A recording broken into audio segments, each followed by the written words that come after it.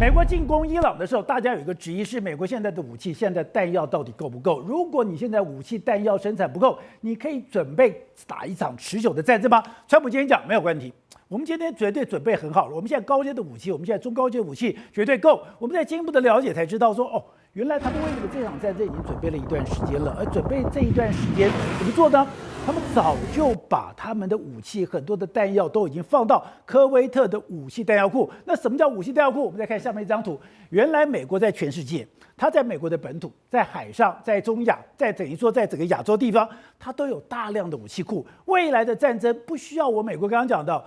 大军未发，粮草先行。我现在粮草就直接放在战争可能发生的地方，当战争发生的时候，美军直接到前线就可以接管了，是吗？我们要这样子来，其实有一个台语叫做“狼北搞相信搞”，为什么？其实这个就是大兵未动，粮草先行。那以前是大兵未动，粮草先行，现在是大兵未动，什么弹药先行哦，这个很重要啊。但其实美国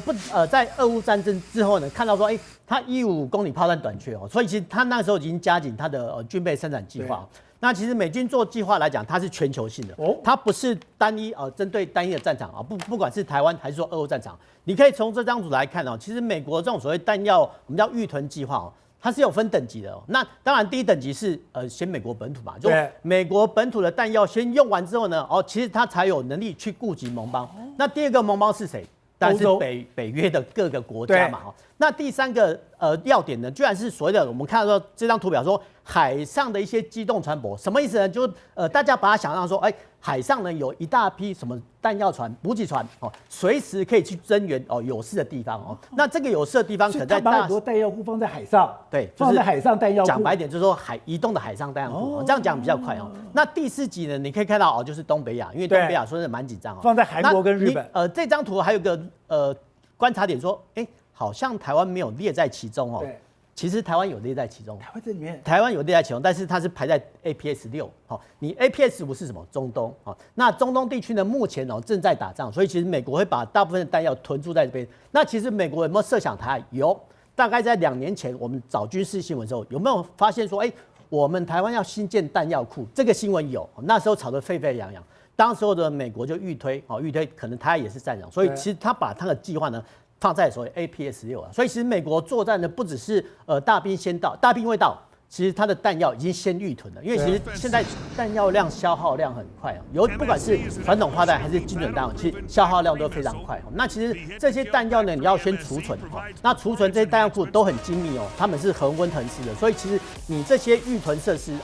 库存设施都要很完善，不是说你炮弹堆在那边好，绝对不是以前我们讲，你要储存炮弹，你就挖一个山洞，挖个山洞我就把东西放进去。现在美国刚刚讲的 APS1， 然后包括这个北约的2，包括了我们看到海上的3，包括这个东北亚的这个4，包括中东的5，包括未来台湾的6。你说全部都要恒温恒湿，恒温就弹药库要恒温恒湿那其实说真的，现代化的不管是炮弹或飞弹，我们都有发射箱来保存那其实发射箱来保存的话，其实它还是要有库存空间，而且不要忘记它是弹药，所以其实你不管射在哪边其实当地居民都会反弹。那其实这个为了作战所需，所以其实美国早在冷战时期，他们就有这种所谓的海上预囤计划，就是把一大堆弹药呢放在这个弹药补给船上，万一亚洲有事就运到亚洲，欧洲有事呢就前运到欧洲，所以其实弹药消耗量很快，那这点是不要忘记。那好，那我们知道这个武器弹药库现在有这个东西，那你说台湾可能变第6个，如果是第6个的话，现在在我们刚1.25兆的这个军备里面，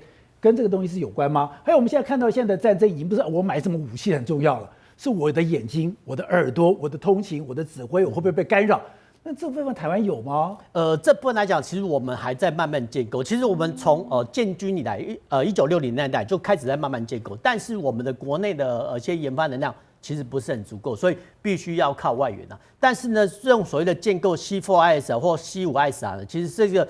不难的科技，但是它有一定的技术门槛目前我们还研发不到，所以其实我们需要靠外援。那这套系统有什么好处？就是说成功不必在我。什么意思呢？就是说你打飞机比如说敌方打飞机过来，我们不用飞机上去拦截，我们可能用海上的舰艇发射飞弹去拦截。但是呢，你怎么样让海军舰艇知道说你要去打哪个位置？这个就需要靠预警机啦，或说地面雷达来辅助。这是一套非常非常完善跟缜密的系统，目前只有美军还有其他国家做得到，目前台湾还在建构中。好，我们要讲川普上台之后还做了一个叫 Super Recharge 的一个计划，就是我要大量把我的军工军备全部给弄起来。军工军备弄起来有一个非常重要的关键就是，我们最近讲无人机，它包括很多的这个弹药的生产。其实台湾未来在这个部分是扮演一个重要的角色吗？对，没错。实际上我们跟大家讲一下，美军呢，其实上如果大家知道的话，美军从去年到现在为止来说的话，美国的这个官方跟很多包括路克希的马丁公司啊、雷神公司啊，很多公司都签订了，你要给我大量扩产。你知道他一口气要求说，雷神公司这些公司，你要给我扩产是以前产量的4倍到5倍之多。譬如说，他目标是说，包括说像这个所谓美国的这个飞弹来说，一年至少可以发展到这个中长程，可以生产到1000枚，然后中期的话可以生产到1900枚，数量都非常大，较以往都增加非常多。为什么这样说呢？因为其实就如同您讲到了，实际上在二战的过程里面，我常常听二战的故事里面，德国的军人打到最后都说，明明我们的坦克比美国好，为什么我们最后会输呢？没有石油，对，因为我们没有坦克了，人家坦克还一台一台的来，这就是美国的用军事的用所谓生产力碾压你德国的这个技术能力的一个非常好的这个范例，所以美国也非常怕这件事。所以现在事实上，的确，如果这个美国会一开始我们的确会蛮担心，说美国在这一次的这个弹药里面来说，可能数量不够。美国也知道，所以才会从去年到现在为止，他一直要求所有美国的军工产业，你给我大量扩产。他其实也不是只有要求美国的企业要大量量产，他也授权给日本企业说，你可以帮我美国生产。他也要求说，台湾你可以必要说帮我生产一些东西，但我们能够生产的是比较中低阶的一些东西啊，可能弹药啦，或者说无人机部分是这样。所以他说，美国现在是想方设法跟他的友好的盟邦，你给我想办法再挤出一些相关的炮弹出来之后，然后我以因应我未来的需要之所需。不过我跟他讲了，事实上我看了这一次的这个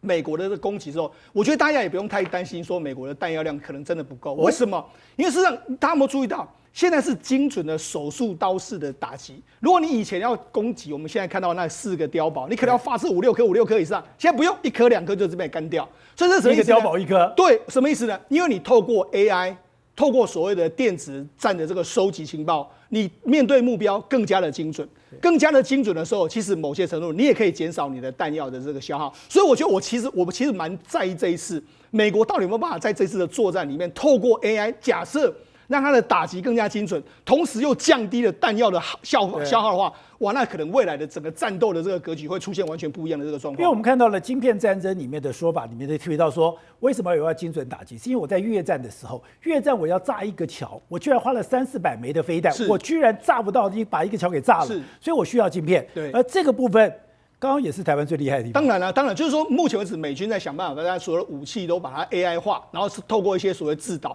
像前一阵不是美军的出现那个所谓黑色的这个战斧飞弹吗？对，黑色战斧。听说它还是可以发射出去之后呢，它还可以说目标改变之后，它还可以再转向，它可以跟这个卫星啊，或者跟这个中央系统里面，它可以自己寻标，它可以自己还可以转弯去打别的船只。那这就是以前我可能发射出去，我就要把它浪费掉，以后不需要啊，所以我才说现在的 AI 的战略来说，其实已经改变了这个状况哦。所以我觉得我才会观察说，美军到底这一次它的弹药的消耗量是怎么样一个状况。我相信，如果 AI 或者说整个这个作战指挥系统的强化之后，弹药的消耗量应该会比以前的大幅的减掉。我相信这也是美军希望看到的，因为他知道说，万一我跟中国在打的时候呢，中国的数量绝对会赢我。对，那我怎么样在这个有限的数量之内，我就能够达到最大的这个战胜的这个效果？这一次也是一个非常好的这个观察时机。好，吴总，当然现在看到了这个伊朗战争，中国的军机现在不见了。那不但中国军机不见了，我们现在本来卡住的所谓的国防预算，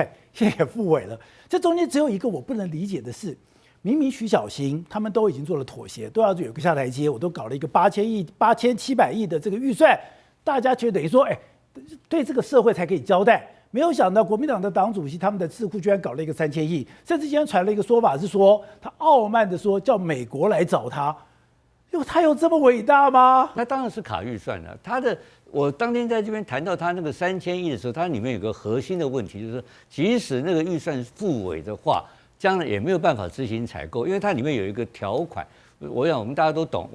它的条款就是说，第一个要军售，军售没问题，大家都同意，对不对？要罚则，军售没有罚则，军售是国家跟国家、军跟军之间的这个互相支援啊。对，我是帮你去买东西。我不是我卖你东西，美军没有做我们的生意，对，美军是帮我们来处理这个军事所以他的供应的问题。要求美军如果没有如期交货，美国要罚钱，我们要罚美国钱，我们要罚美国、罚美军的钱，罚美国国防部的战争部的钱。就是现在我们不是将近有这个我们的 F16V 的66架都没有到吗？像这个他要罚钱。那所以我那天提到说，当他提出这个方案的时候，这个预算案的时候，就是不可能采购嘛。就是不会成立的一个东西，而且完全是一个外行而找麻烦的东西。我们现在全国的观众都可以听到我现在讲啊，对，要跟全世界没有一个国家要跟美国国防部罚款的嘛。可是台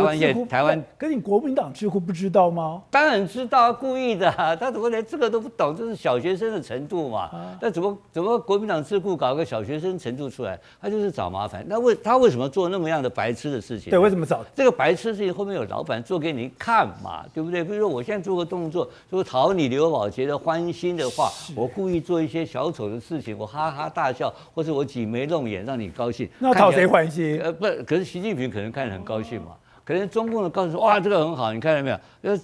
你很有智慧啊，找了很多方法让这个整个军购失败。那这是高度的智慧，这是民族救星哎，对，要搞清楚，这是了不起的英雄人物。所以郑丽文他是在对中国那一面而言的话，他取得了莫大的加分。在对这个整个事情方面来讲的话，当然是推动不了。但是大家不用担心，因为目前我的观察来讲的话，立法院的情况恐怕不是郑丽文主席他能够主导的哦，因为我看得起来这个主张要推动这个军购预算的这个立委哈，在3个党团里面来讲的话，应该是占多数，是，所以郑丽文的主党不会对这个整个事件或者采购产生任何的效果。57台每晚9点，宝洁点兵点出全球战略新布局。